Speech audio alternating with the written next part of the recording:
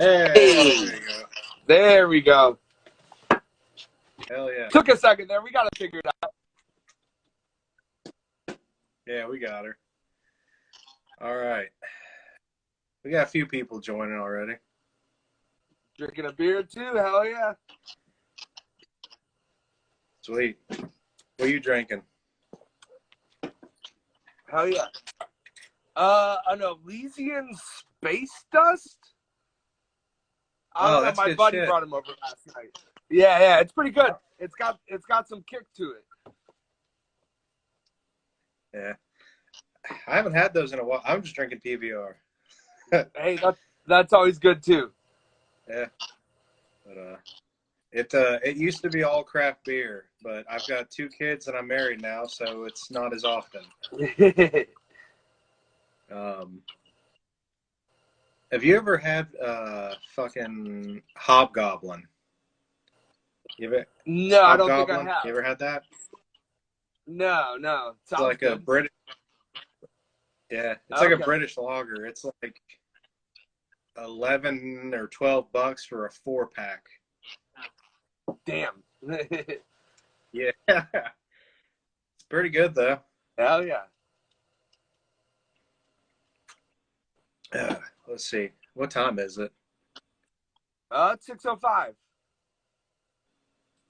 Yeah, you just want to go ahead and get started with it then? Let people fill in as they can. Cool. Yep. All right. Let me see. I didn't get a lot of questions submitted, surprising enough. Okay.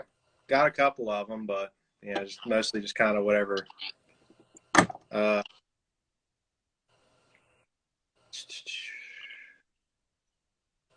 What shit is great though? 2 of those like a meal. 2 of those. I think it was somebody talking about your beer. That's good. Yeah. Dude, there's a place near me. It's a drug emporium. You can get 32-ounce growlers of whatever beer they happen to have on tap that day. And it's all craft beer and it's almost all local. Yeah. And like I made the mistake of trying to drink a 32-ounce. I think it was like a Devil Ants IPA or something. And trying to drink all 32 ounces in one sitting. That sounds like a mistake. Yeah.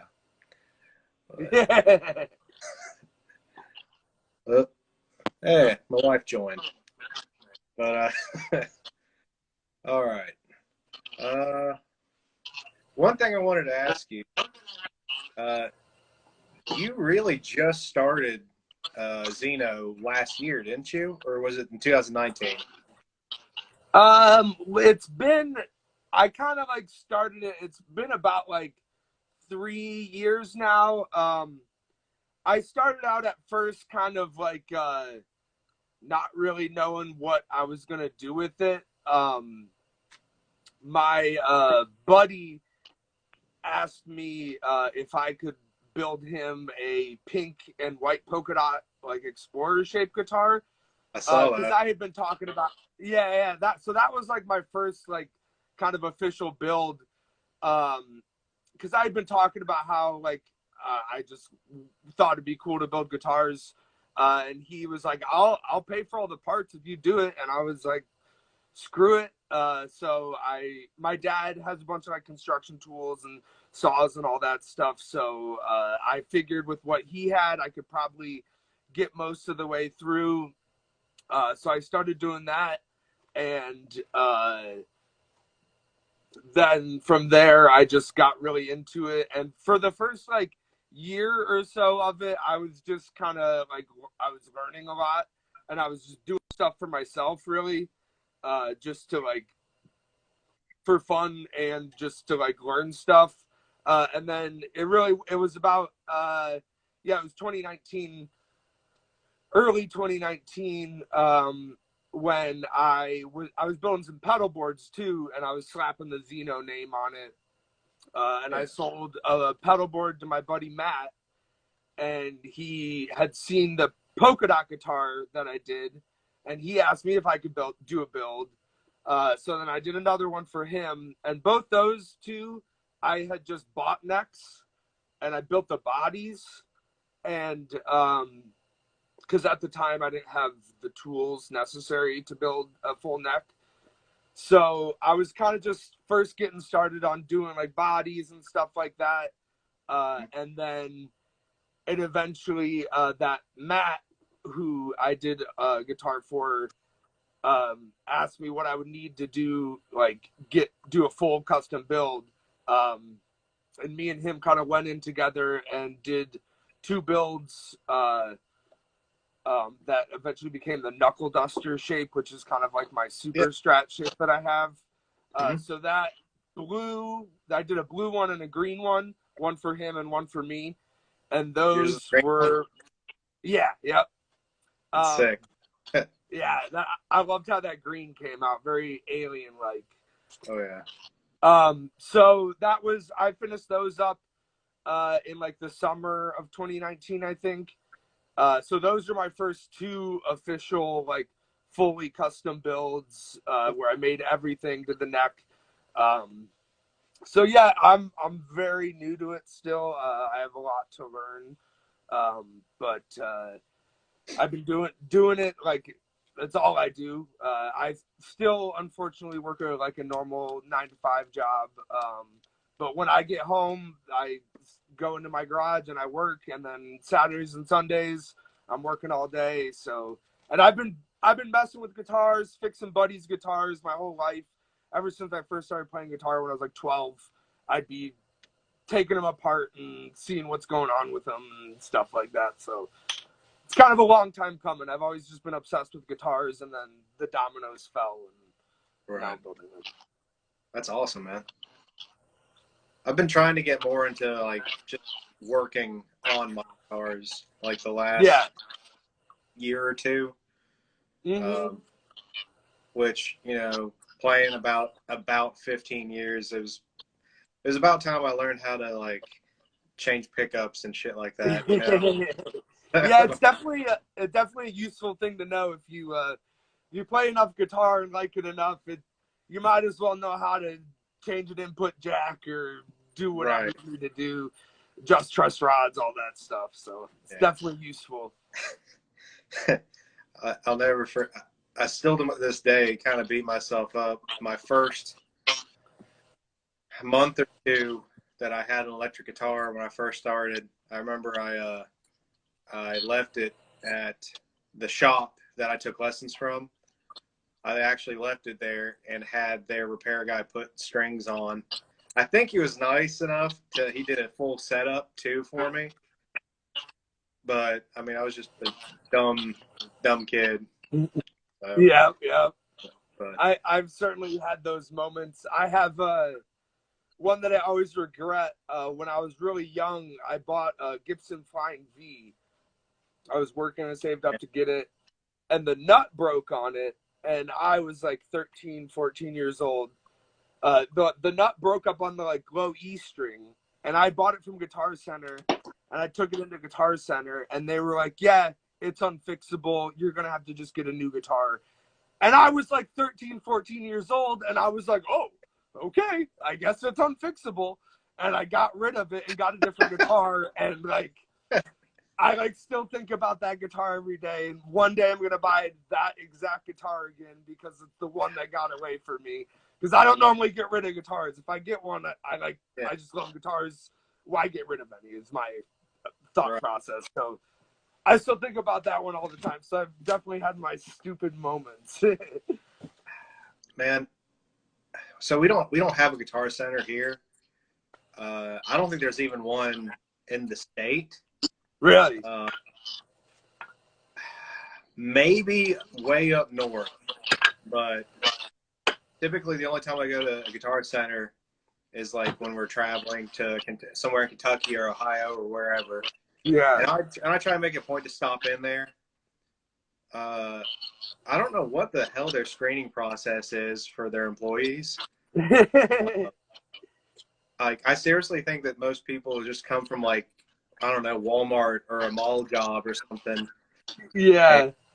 And they teach them a few like keywords or phrases, like, "Oh, that guitar looks great on you," and that's about it. Yeah, that's what it seems. Like a nut broke, so oh, that guitar's trash. Yeah, I know, and I'm like 13. I'm just like, okay, sure. Which, how did you break the nut anyway? From what I remember, it just like broke, but who knows? I could have dropped it or something. I forget. Yeah. I was just thinking of like I don't know if you know like the blues guy Josh Smith. No, I'm not familiar. He's like a big Stevie Ray Vaughan, Danny Gatton kind of fan. So yeah, he plays in standard tuning, but like 13 gauge strings. Damn. And he'll talk about how he's like broke and like had to replace the nut and stuff. Oh, I'm sure with that high. Yeah. So tipping, with that gauge, yeah. That's what I was thinking. No, it wasn't anything like that. Just being stupid. Fair enough. Did it happen to be all white with a white pick guard? No, it was the cherry red one with the white pick guard. Because the all white one has always been like a dream guitar for me. Yeah, like that's a good one too. That's a good one too, for sure. All right, so so has like all of last year and really the shit we're still going through with the pandemic and quarantine, that's probably affected your regular job more than it has Xeno, right? It actually hasn't at all. I'm a plumber, so we were deemed essential, and I honestly haven't missed a day of work, which is nice, but like I could have definitely used some quarantine time off of that very well. I wish I could have had a couple months off because I would have just been building guitars the whole time. So unfortunately, and unfortunately, I've been working this whole time, so hasn't been much slower for me. But I've picked up a lot with guitar stuff this past year. Been busier than ever with it. It seems like people are at home and wanting new guitars. So I've been staying very busy with that. Nice. I never missed a day of work either. Yep. What is weird. I wouldn't necessarily call our place essential. Yeah. But it's a Rust-Oleum production facility. Oh, okay. So I guess people really need deck stain. Yes. That's very much so. People are at home staining their decks. Yeah. I mean, I won't complain. But, yeah. My brother's an electrician, and he got laid off twice last year. Really? 2 different jobs. Damn. Yeah. So, let me see here. Well, you kind of answered like how you got started with the whole thing. Yeah. Yeah. A lot just that my one buddy really was the big part of it, asking me if I thought I could do it, and I said, sure, why not? Which one of these days, I do want you to build me an Explorer pretty much like that, minus the pink and the polka dots. Like pretty much that with maybe like a stain finish and a Floyd or something. That'd be great. That'd be great for sure. Because I've wanted an Explorer shape for the longest time. Yeah. Yeah, that Explorer shape's great. One of my favorites. Yeah. Can't go wrong with it. And I haven't had a Floyd guitar since I was like 17. Really? Damn. I've got. It's not out right now, but I've got an RG that has like an Ibanez Yeah. license, Floyd, and I broke the shit out of it because I was an idiot and didn't know how to work on guitars. Yep. Yep. I broke it when I was a teenager, like probably 17, 18. I broke it and fixed it, but it's basically a fixed bridge now. So, Yep. I actually have an Ibanez kind of the same thing where it's just a fixed bridge now. Yeah. Yes, Mason, ESP all the way, but also all the other guitars. My drummer's on here. What's up? It's funny because he also plays guitar, and then me and the other guitar player, like we all three have Eclipses. Oh, really? Sick. Yeah. That's a good one. Which I think I got it like 2014, 15. No, 2000. Wait, my memory sucks. 2012. Okay. 2012, something like that. And it was one of those guitars, like, because like when I was coming up into metal and stuff, it was like every band played Eclipses. Yeah, definitely. But I don't know. They're sick guitars. For sure. I don't have any ESP stuff, but I like them. They're definitely good guitars. I'd like to have one. Hey, there's a good segue for one of my questions. What are some of your favorite brands outside of course, your own? Yes. Jackson's probably my favorite. I love them. I think they're great. I've got a couple of them. From what I own, I have quite a few Jackson and Ibanez's that I really like. I got a really old Ibanez. I got a Roadstar 2 that from '83 that I really like. Jackson, Ibanez. I love comparison guitars too. I never played one honestly, but I know they play great. You can just tell by looking at it, and I just love their like look and that like spongy paint job that they do is just so cool, and the like clock inlays. The comparison's definitely one of my dream guitars to have, and I really like Roar's guitars, a smaller company out of California. They make some sweet stuff, and then Rip Custom Guitars out of Colorado. He does some super, super cool stuff. Those are both two dudes that I like. I'm like always creeping on their profile and stalking their builds because they're awesome. But if I had to choose, it'd be Jackson probably. Yeah, nice. Any particular model? Warrior, 100%. Yeah, I got two of them. I have a white one with Floyd and passive pickups in it, and then I have a black and a bolt-on, and then I have a black neck through with EMGs in it, Warrior. And they were both my main guitars in my band until I started doing this.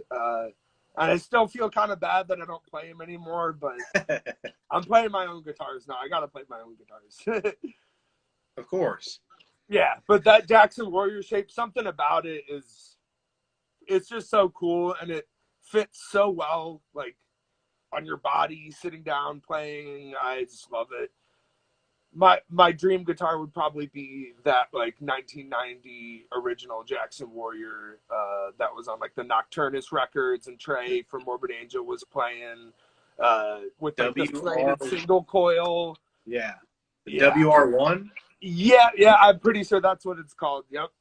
That thing is sick. I would love to get my hands on one of those one day.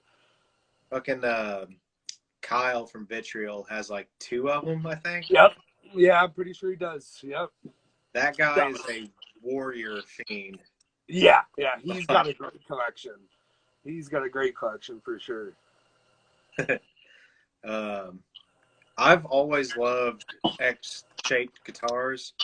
I've looked at the Warrior so much, but like, I always have this problem where a lot of guitars, when I pick them up, I don't know, they feel like kind of like a toy or something to me. Yeah, I know what you're saying. I don't know, but the Explorer is like kind of a big boy, so I don't know. Yeah, it's a bit of a beefy boy. I got so excited at first when Jackson put out the Phil Demmel, the Furies. Yeah. At first, and I was like, "Are those the only colors?" Yeah, like, yeah. Because I hate the fade. Really? I hate fade finishes. Yeah, so... I'm not too big of a fan of them either. They're not my favorite, but every now and then. And the white one, I don't know. I like white guitars. There's no reason I shouldn't like it. There's just something about it. I don't know. It just doesn't do it for me. I have the opposite. I have a thing where I love white guitars. Something about I do too. That clean, like, white look, it looks great. Oh, yeah. I mean, I love white guitars. I had a white P bass with a black pickguard. Cool. I fucking love white guitars. It's just that one specifically. Maybe it's maybe it'd look better without the pickguard.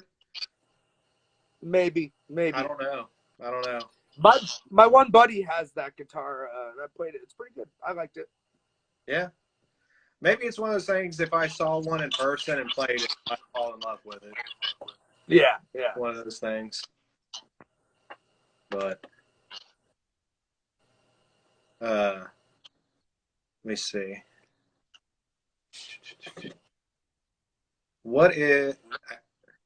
Next question. What is something that you look for in a guitar, period? Like, whenever you're probably not shopping around as much as you used to. But yeah, not as much, but I trust me, I'm still looking at guitars for sale all the time. I have like 32 guitars, I think, all together with basses and stuff like that. So I definitely have a problem. But I have like a weird thing where I'm about like, my one buddy always tells me that I love junk guitars. And I just love like a pawn shop, like getting like a sick deal on like kind of like a weird guitar or something like that. I'm always looking for just like weird stuff, like 80s and 90s, just like one-off stuff. It's just like weird knockoff stuff. I just like looking for good deals is my thing with guitars, when I'm like just browsing at least. And I love the 70s lawsuit era stuff, especially like the Ibanez, like Gibson lawsuit stuff. That stuff, I love it. I don't know what about it, why I love it, but just like a Les Paul shape with the Ibanez logo, I'm in.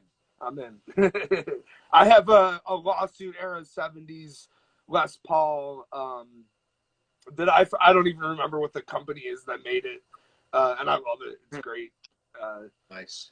So I like weird stuff. I just like shopping for stuff that's like looking for a good deal on something. Nice. Just whatever. Yeah. Most of my shit's pretty run of the mill, I guess. I got a couple RG 6 and a 7 string. Nice. I got an Eclipse. I bought a Fender Tele last year that I fucking love. Nice. Yeah, I also have a Fender Telecaster that I love as well. Awesome. I have an old Carvin DC 100. I want to say it is built in 1982, and it's a beautiful guitar that I got for an absolute steal. I got it for like $200. Oh my God. Yeah, and it's got like all the switches on it and everything. It's got a double input that I still don't really know what it does. Because it's so? Yeah, maybe no, it's not that. No? I honestly have no idea. The one input jack was broken when I got it, and I've just never fixed it or anything because it still works through the other one. So that's one of my. I really like that guitar. That's a nice one. Nice. I can't remember. Is the DC like a specific shape? It's like just their super strat, like the very first super strat. But it's got like a three on each side headstock, not the inline headstock. Okay. So kind of cool, kind of weird. It's a sweet guitar though. Nice. I've got a. Is it handy? It's kind of buried right now, but I've got this. My next project guitar is going to be this. It's a BC Rich Eagle. Oh, okay. But it's one of those ones that has the real cheesy Evan Williams whiskey bottle graphic on it. Oh, sick. I got it for free. From nice. From the in-laws. Honestly, the neck on it's pretty sweet. Other than that, it balances well, but the pickups are the worst I've ever heard. It's unplayable. Oh, perfect. I was so mad. I gave it a full setup, fresh strings, intonated, all that's, and it was like ready to go, and I plug it in, and like, back in the case. Back in the case. Back to what you said earlier, what I look for in a guitar. Really like the neck. You reminded me with that. If it's a cheap guitar with a good neck on it, it's fine. You can fix everything else. Like my white Jackson Warrior that I have was like, I got it saying it was used for $200, and it showed up to my house in a Jackson box, wrapped, sealed, brand new. And so the neck, I absolutely love the neck on that guitar. So I just took everything out and put all new stuff in. Original Floyd Rose, threw DiMarzio pickups in it, new tuners, all that type of stuff. So that's a big thing. If the neck's good, then you're good. Everything else can be fixed. It's like, for me, it's basically the points of contact. You know what I mean? Like, which really, how much are you really making contact with? The neck and the strings, that's about it. Yep. So as long as it's not I don't know where factories get their strings from, but they, like, I've played guitars that were really fucking expensive, that had, relatively expensive, like the $500 to $1,000 range, that had shit ass, super cheap, nasty fucking strings on them, that a bunch of kids had their grimy fucking greasy mitts on. And, and corroded them, and it played like shit. And it's like, I can't tell if I like this or not now. Like, I don't know. That's definitely a thing. And I think the most disappointed I've ever been picking up a guitar up off the shelf. Do you remember the Ibanez? It was whenever they rolled out the Zyphos. Very quickly after that, they rolled out a few other like extreme metal shapes, and one of them was they called it the Falchion.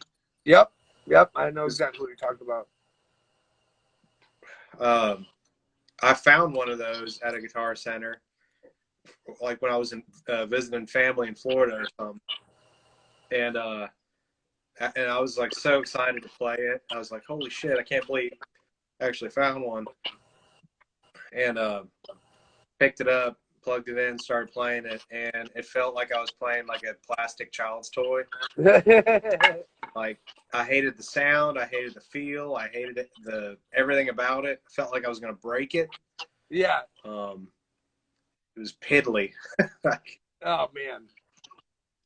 So. I've never played one of those. I do actually have a build coming up that I'm doing for someone where they wanted a mix between that shape and an Explorer. So I'm going to be doing that sometime soon. I had a picture, a drawing of it. I don't think I have it over here, though.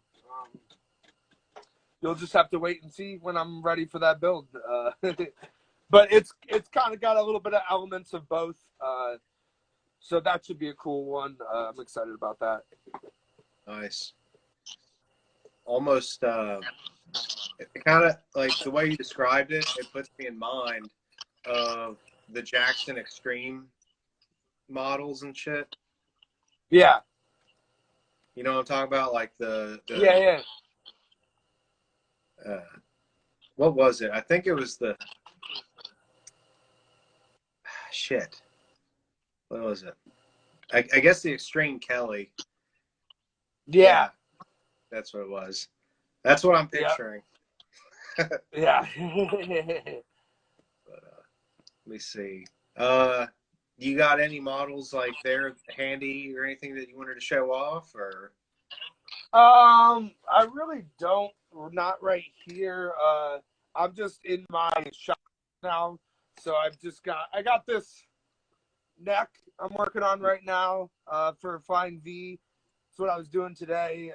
Getting the inlays cut. You can kind of see doing a shark tooth type of inlay on it. This is my first Flying V I've ever done, so I'm stoked on that. So I've been just working on that.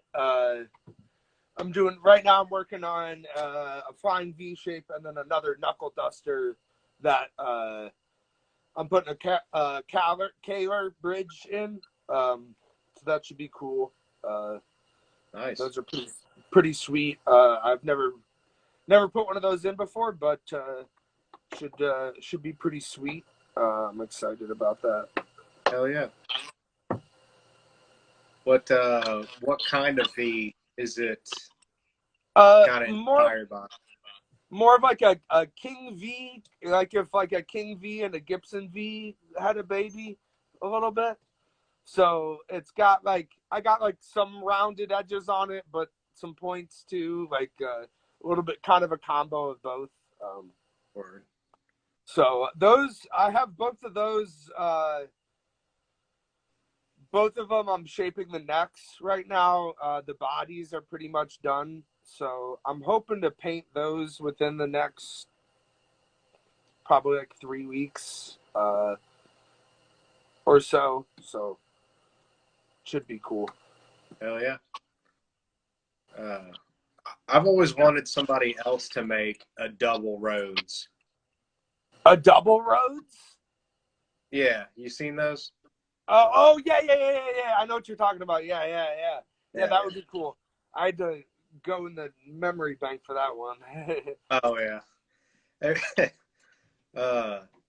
For the only other company I can think of that kind of sort of does it is like ESP. Yeah, a little bit. Especially like that old Mustaine V that they used to make. Exactly. That's exactly what I was thinking about. Yeah. I played one of those one time, and God damn, it was awesome.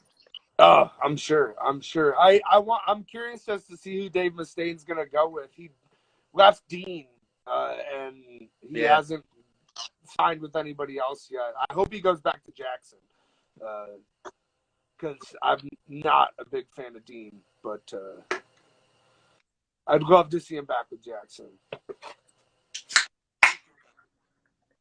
I think Dean is doing some cool shit now. Now that they got Chris Canella in there. Okay. You know who I'm talking about? No, I don't.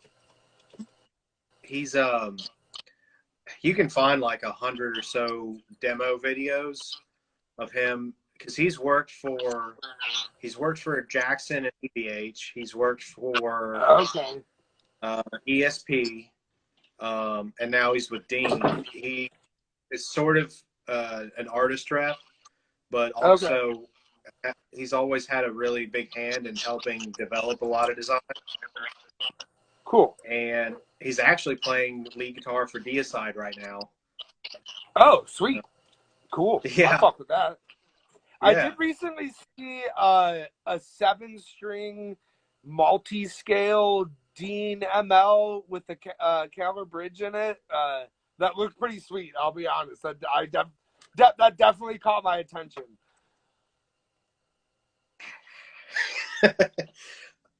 I don't know how I feel about it. I just picture the most cumbersome, awkward guitar ever. I don't know. Yeah, you're probably right.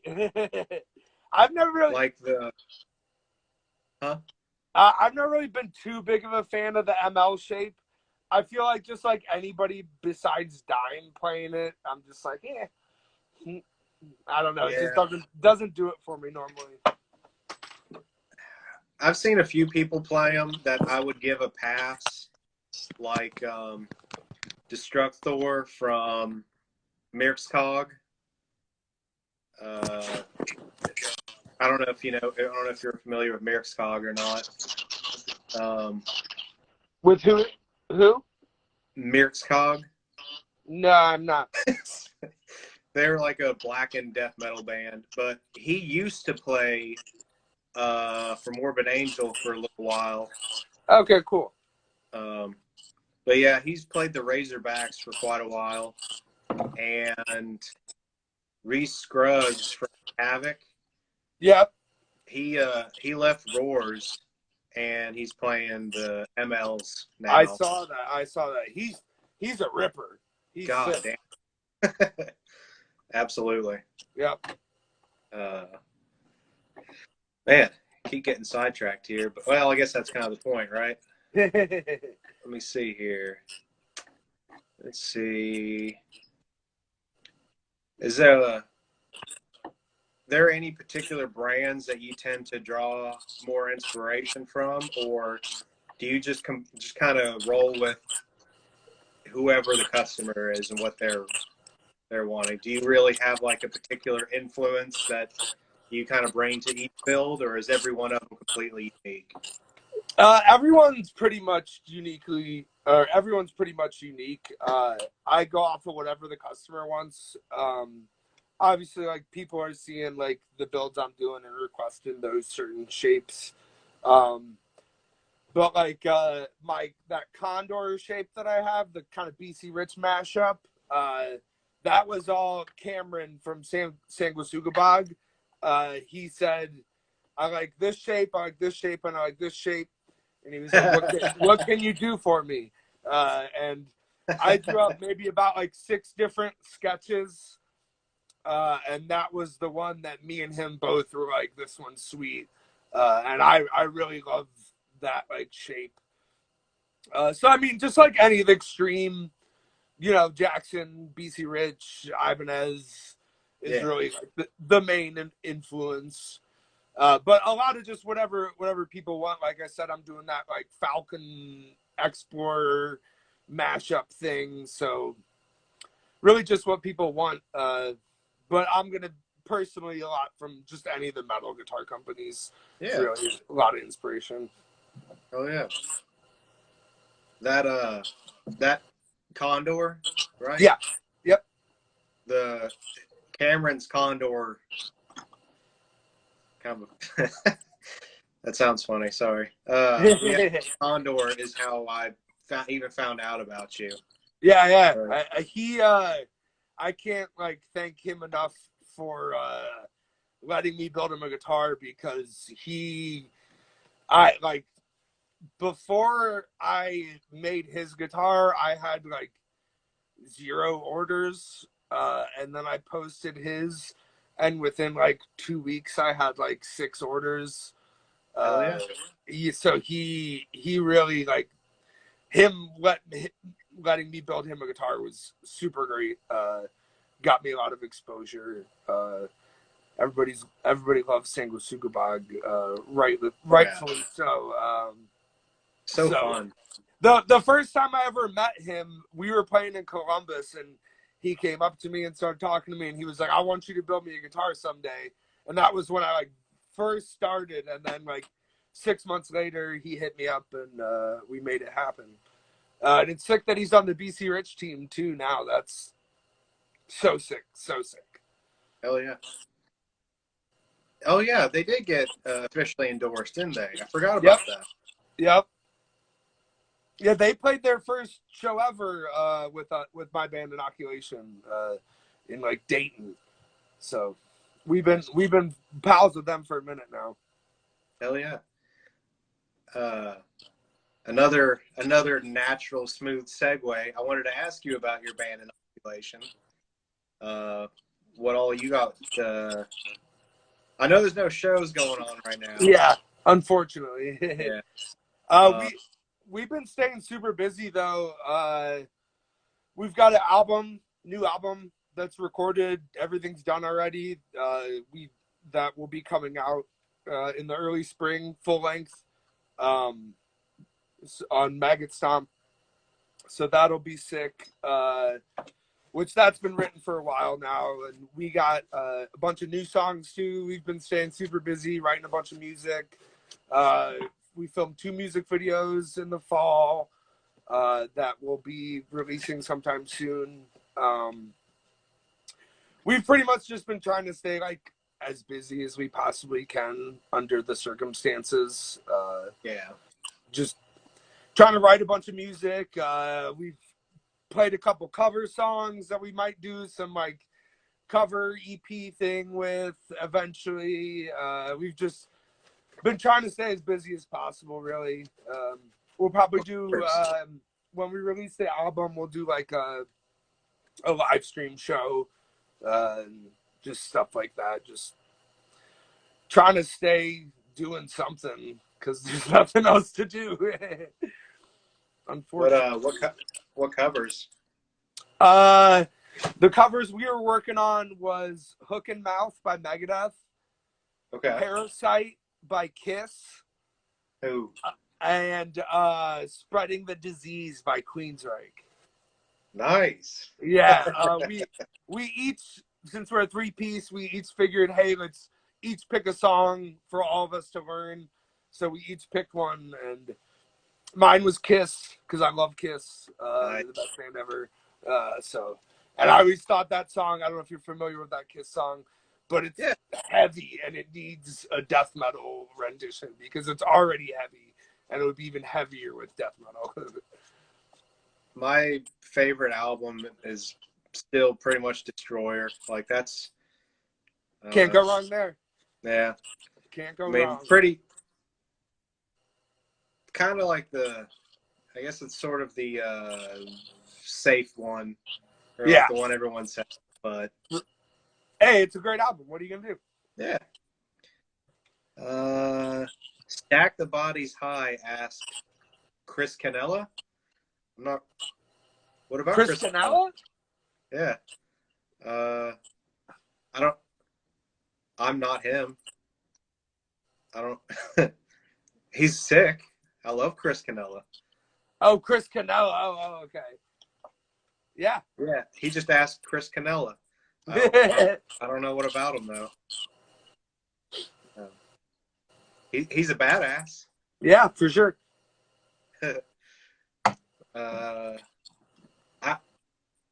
I like what he's doing with Dean right now, for sure. Do you see the Nash Vegas, the new one? It's like their new telly. It's like a shred telly. Oh, that's cool. I don't think I saw that actually. They had one out for a while, and it was kind of fucking lame. And he basically, when he joined in, I was watching an interview with him at NAMM last year, maybe. Okay. And he was just kind of talking about some of the little changes that he suggested to make it cool, basically. And now it's sick, and I want one. I'll have to check that out. Oh, they're awesome. Reese Scruggs has one too, actually. Oh, cool. Sick.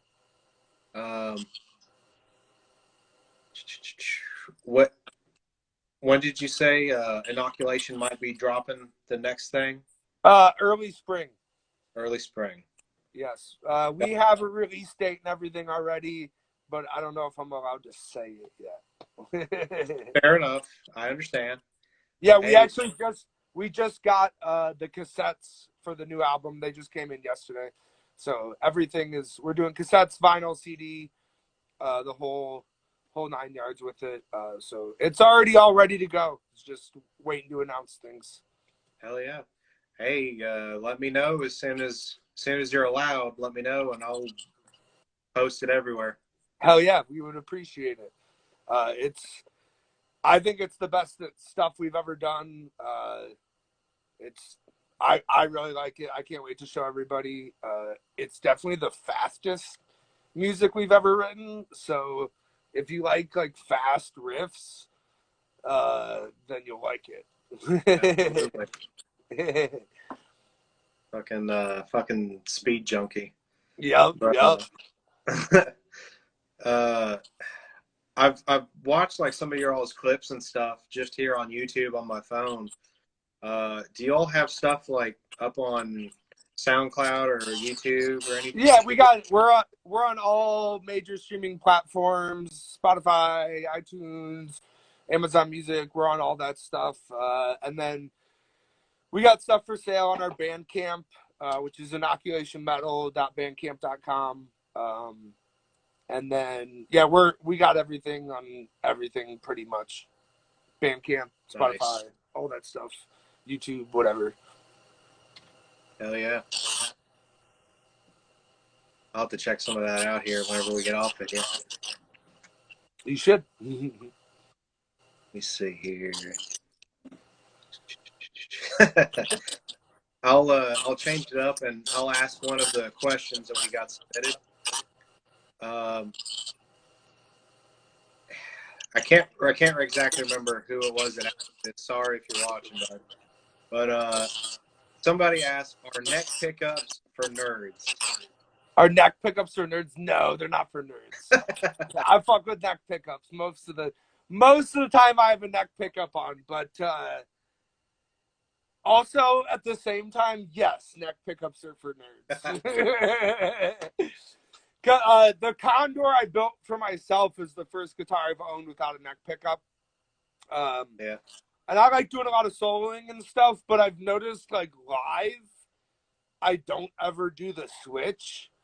I just like keep doing because I'm doing vocals and playing guitar. So like I don't know, I go into the solo and a lot of times I just don't ever switch. So I was just kind of like, let's just throw one neck pick or bridge pickup in there. Yeah. It's stripped down. I don't need a lot of frills or anything for me personally playing. So yes and no. It's cool and well, I love having neck pickups. I'd feel weird not having one. Yeah. At the same time, in band situations, my last band that I actually did a bunch of stuff with, I literally used the neck pickup for one like lead part that I did at the beginning of the song. And I would even ask the guys like, "Can you all even tell a difference? Like, does it actually sound better?" And they're like, and I did an A/B, and they're like, "Yeah, it sounds cool that way. Do that." I'm like, "God damn it!" Because I did this weird pedal tone, little John Petrucci kind of lead thing, and then had to go straight into like this super fast gallopy kind of thing. Or, well, not gallops, more like just a bunch of really crazy triplets. So it was a pain in the ass to make to that change while also flipping the switch back and forth. Oh, for sure. And I was like, hey, it'd be a lot easier if I just didn't do that. And they're like, oh, it sounds better. Like, yeah, I know all about that for sure. And then someone else, the only other question I got was, what is the best shape ever and why is it a stealth? I mean, that's pretty close. I personally would go with the Warrior as the best shape ever, but the Stealth and Warrior, that's like pretty much almost the same thing. So I would agree with that, and mostly because of the main man Chuck Schuldiner. But yeah, stealths are great for sure. Definitely up there in one of the best shapes ever. I've always loved them. Oh, for sure. I think it was the first X shape, wasn't it? Yeah. I think. Yeah, because what's that dude? Rick Derringer, I think is his name. That Rick, I think his name's Rick Derringer, was the dude working with BC Rich way back in the day. He's like a rock and roll dude, but he made the stealth design. Really? I can't think of the fucking like song that he has. I'd have to look it up. Yeah. But yeah, that is probably the first X shape. Word. I think it is. Okay. I thought so, and I know I read a thing forever ago, trying to prove to somebody that BC Rich wasn't something that just sprung up in the 90s for edgelords. Like, yeah. Granted, the late 90s, early 2000s kind of ruined. Well, not ruined. It kind of created a little bit of a stigma for BC Rich for a lot of people, I think. Yeah, I think so. But what can you do? Yep. Hey, if Paul Reed Smith can survive all of the Affliction shirt, chain wallet wearing, faux hawk dudes, and still have a good reputation, then I think BC Rich can survive trip pants or whatever. yeah, I think they'll be fine. They seem to. Those new models they rolled out too are sick. Let's see here. There's a couple I like. Dude, the black Warlock that they had with the carbon fiber binding. Oh yeah. That one. Oh my God, that one was like. I haven't like really wanted a Warlock since I was like, literally since I first started playing guitar. Yeah. That was the first electric I ever wanted. Right. I saw a Kerry King ad in a guitar magazine that a friend of mine had, and it was Kerry King doing an ad for like a tuner or something, but he was playing a Warlock with the fucking tribals on it, and I was like, who's that guy? He looks super cool. And I was like, I have to have one. I saw them in like weird starter packs at FYE. Yep. And I was like, I really want one. And my first electric that I got was a little different. I actually have it right here. Fucking So what I wanted was a Warlock, and I thought for sure I would, I was going to get one because I knew I was getting an electric one Christmas because I had been playing my dad's old acoustic from the 80s for like a year and a half, hours a day, every day. And, I was expecting a black Warlock, and I get da-da-da-da. Oh, perfect. Exactly what you wanted. Yeah, which I ended up putting a hot rail in the bridge. I noticed that. Nice. So it's cool. I mean, I just pretend I'm Yngwie when I play it, and I'm fine. But let's see here. Have we really, man, we've been up here for about an hour, haven't we? Yes, we have. Damn. Okay. Well, I don't want to keep you all night. You cool with a couple more questions? Yeah, for sure. Sweet. Let's see here. What's your go-to, since this is a rig page, what's your go-to rig? Like, what is your, at least for inoculation, what's your go-to amp pedal situation look like? A PV 6505 plus head through an orange 4x12 cab.